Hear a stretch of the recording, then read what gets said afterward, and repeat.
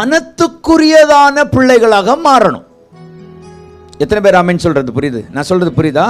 அப்போ ஆண்டவர் என்ன தான் கூப்பிடணும், எனக்கு தான் இந்த காரியம்.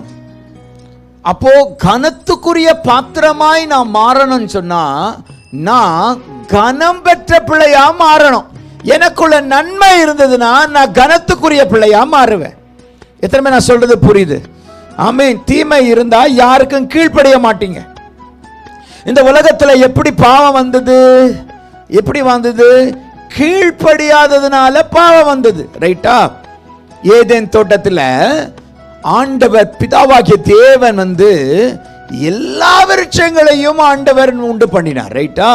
அதுல சொன்னாரு, ஆதாமே நீ எல்லாமே என்ன பண்ணு, எல்லாமே நீ சாப்பிடலாம்பா, ஆனா ஒன்னே ஒண்ணு மாத்திரம் என்ன பண்ணாத, நீ அந்த வார்த்தையை தான் பிசாசு என்ன பண்ணான்னா, ஸ்தோத்திரம் ஆமென், செய்ய வைத்தான்.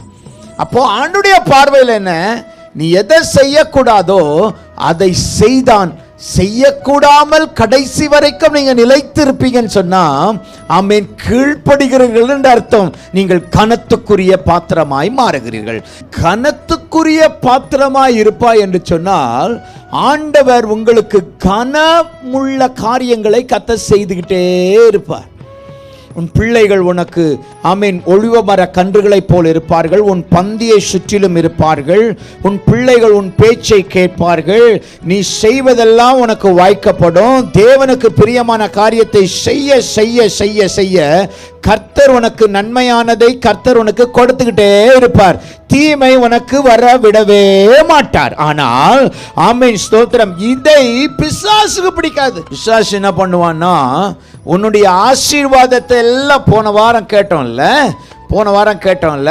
அதெல்லாம் தடை பண்ணுகிறதுக்காக சோர்வையும் இழப்பையும் கொண்டு அந்த சோர்வு இழப்பு எல்லாம் பிசாசினுடையதான ஆயுதம். நீங்க கவனித்து பார்க்கும்போது நீங்க பரிசுத்தமாக்கப்பட்டதும் ஆமென் எஜமானுக்கு உபயோகமுள்ள பாத்திரமாக மாறணும். என்ன சொல்லுங்க பார்க்கலாம்? நீங்க பரிசுத்தமாக்கப்பட்டதும் எஜமானுக்கு உபயோகமுள்ள பாத்திரமாக பிள்ளையாக நாம் மாறணும். என் மூலமாக தேவனுடைய ராஜ்யம் கட்டப்படணும். என் மூலமாக தேவனுடைய அன்பு பெருகணும். என் மூலமாக கர்த்தர் இதைதான் வந்திருக்கிற ஒவ்வொரு சிறுவர்களுக்கும் பெரியவர்களுக்கும் கர்த்தர் இதை எதிர்பார்த்து கொண்டே இருக்கிறார். நீங்கள் பிரயோஜனம் உள்ள பிள்ளைகளாக மாற வேண்டும்.